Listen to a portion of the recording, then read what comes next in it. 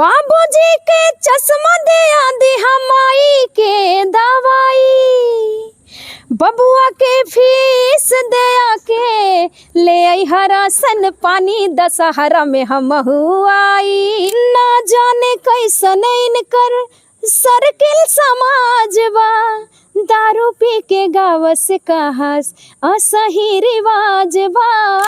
गांव के वह भोले भाले लोग जिन्हें स्कूली किताबी काले अक्षरों का ज्ञान भले ही ना हो, परंतु जीवन से जुड़े हुए शब्दों को जब गीतों के माध्यम से गुनगुनाते हैं, जिसे सुनने के बाद लोग कुछ पल के लिए ठहर से जाते हैं। जी संध्या जी, आप अवधी देहाती गीत गाती हैं, जिसे आप दर्शकों को सुनाइए, क्योंकि आप प्रयास कर रही हैं कि हमारी संस्कृत लोकगीत परंपरा आज भी जीवित रहे। जी भैया। नैहरा नगरिया छोड़ावले सवरिया, मंगिया से नूरवा सजाई हो, मंगिया से नूरवा सजाई हो।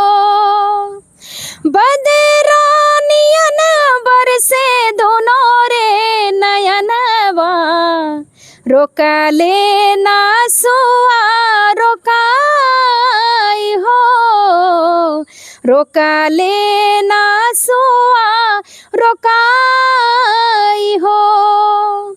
सपना हो जई है घरवा आंगनवा, सपना हो जई है सखिया सहेलिया, न माई न बाबू न भैया न भौजी, के हो के रोकले ही रोकी नाही डोलिया।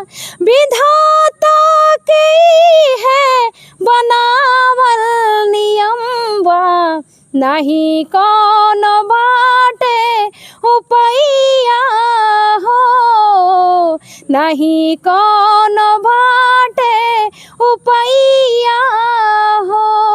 एक गीत आप और गुनगुनाती हैं अपने पति देव के लिए। जी।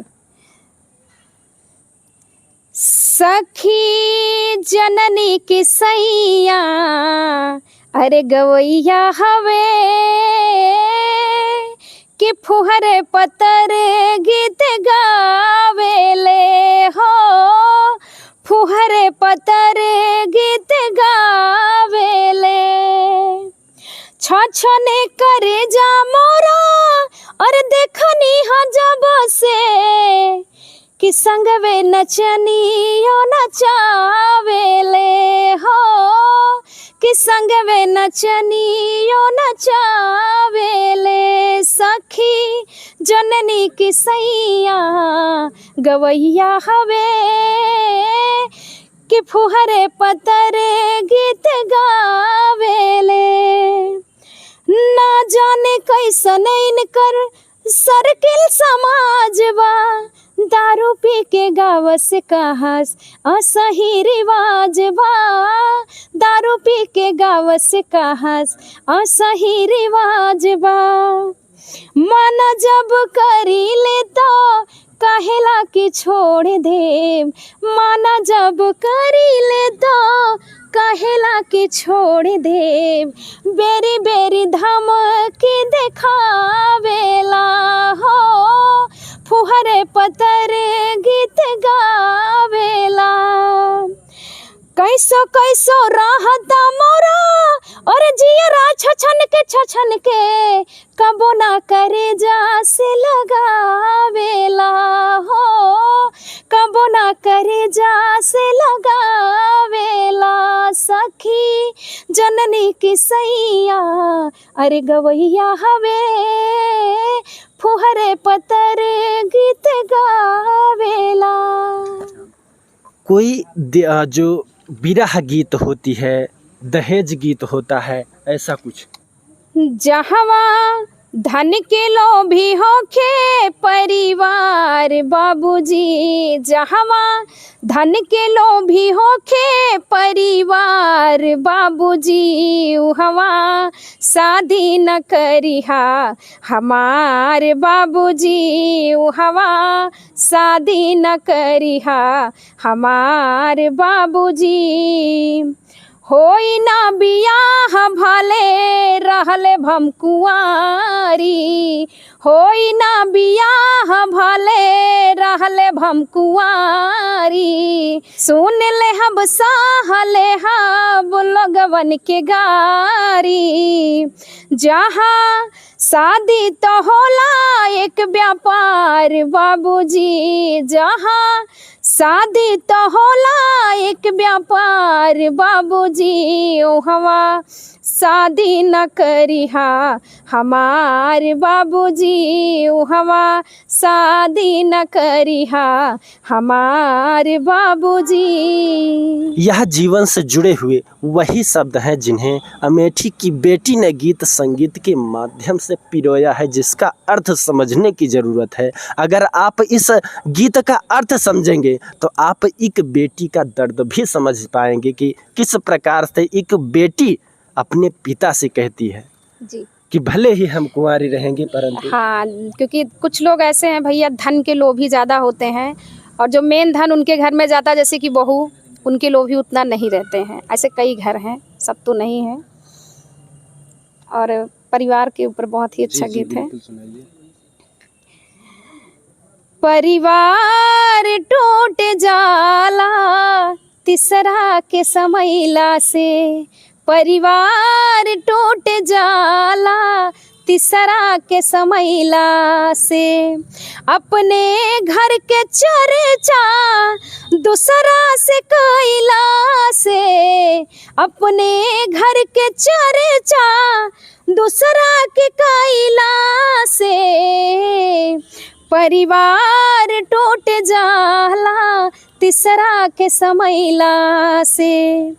कैकेयी के मात मरलस जैसे मंथरा के बातिया, कैकेयी के मात मरलस जैसे मंथरा के बातिया, घर तोड़े वाला ऐसे ही पल में घुमावेला मातिया, घर तोड़े वाला ऐसे ही पल में घुमावेला मातिया, बर्बाद होई जाला, बर्बाद होई जाला बतिया पे लो भैला से, परिवार टूट जाला तीसरा के समैला से, परिवार टूट जाला तीसरा के समैला से। इस गाने के कई अर्थ हो सकते हैं, यह आपको तय करना है कि आप इस गाने का क्या अर्थ निकालेंगे, परंतु जो भी अर्थ निकालेंगे वह आपके जीवन से या लोगों के जीवन से जुड़ा होगा। कहते हैं ना कि जब दो लोगों के बीच तीसरे की एंट्री होती है तो बात गड़बड़ हो जाती है। अच्छा खासा परिवार बर्बाद हो जाता है भैया। आपको इन गानों का अर्थ समझने की ज़रूरत है। बाकी तो आज के दौर में तरह तरह के गाने ट्रेंड कर रहे हैं। वह भी एक सदी थी जब गीत गुनगुनाती थी गांव की महिलाएं खेत में काम करते वक्त। हम तो खाना लोग उसे सुनते थे, सिहर से जाती थी। जी। उसका एक अर्थ होता था, लोग जागरूक होते थे, लोगों को सीख मिलती थी। परंतु आज के दौर में ऐसे ऐसे गाने हवा में ट्रेंड करते हैं, जिसको गाना समझ ना आए जाके अपनी भैंस चराए। लोग सुनते हैं। आजकल प्रधानी का चुनाव भी पड़ने वाला, तो प्रधान जी गांव-गांव में चाची से, अम्मा से कैसे वोट मांगते हैं, जरा गीत के माध्यम से सुने। दंडवत गिर जाते हैं, लेट जाते हैं, कहते हैं कि हमारा अम्मा बाबू आप ही हो, भले किसी और ने पैदा किया हो, बस इस बार चुनाव में आप हम ही वोट। जी, तो वही प्रधान जी के ही ऊपर है कि जब गांव में वोट मांगने जाएंगे तो गीत के माध्यम से सुनिए कि कैसे वोट मांगते हैं। कि फेंक दे तो हासिया, फेंक दे तो हासिया, समझ ले तो बतिया जिता ही दे तू ना। फेंक दे तू हासिया समझ ले तू बतिया जिता ही दे तू ना। अम्मा अब की परधानिया जिता ही दे तू ना। चाची अब की परधानिया जिता ही दे तू ना। और ये प्रधान जी का कहते हैं कि नालियो खड़ंजा देब हम मकानिया, नालियो खड़ंजा देब हम मकानिया। सुनाए अम्मा देब घर के राशन पनिया। नालियो खड़ंजा देब हम मकानिया।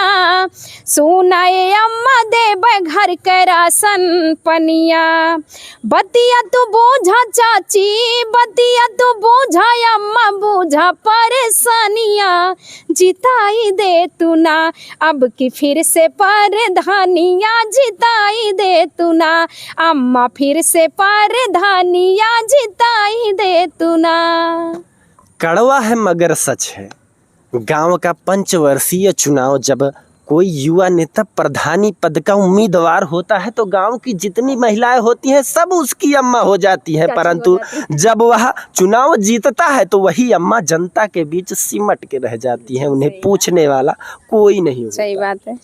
ए धनिया दुबई में हम तो ठीक ठाक से बानी। पहिला ई मनिया डर हम तो तोहके भेजवले बानी।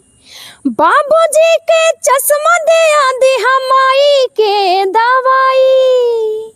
बबुआ के फीस दे आके ले आई राशन पानी। दशहरा में हम आई दिवाली संग वे मनाई। दशहरा में हम आई दिवाली संग वे मनाई। अगर आप भी चाहते हैं कि आपकी संस्कृति जीवित रहे तो इस वीडियो को ज़्यादा से ज़्यादा शेयर कीजिएगा, ताकि हमारे गांव की वह माताएं, हमारी गांव की वह बहन बेटियां जो आज जीवन से जुड़े हुए गीत संगीत गा रही हैं, उन्हें भी एक जो है पहचान मिल सके। जी, सावन आ रहा है, एक कजरी गीत सुना दे बस। बदरा रिम झिम बरसे चारों ओर अंधेरिया बा। घरे न मोर सवरिया बाना। बदरा रिम झिम बरसे चारों ओर अंधेरिया बा। घरे न मोर सवरिया बाना। बदरा गरज गरज डेरवावे पुरवा झुर झुर दिया बुतावे। बदरा गरज गरज डेरवावे पुरवा झुर झुर दिया बुतावे। थर थर कांपे जियरा, थर थर कांपे जियरा। बाली मोर उमरिया बा। घरे न मोर सवरिया बाना। बदरा रिम झिम बरसे चारों ओर अंधेरिया बा। घरे न मोर सवरिया बाना।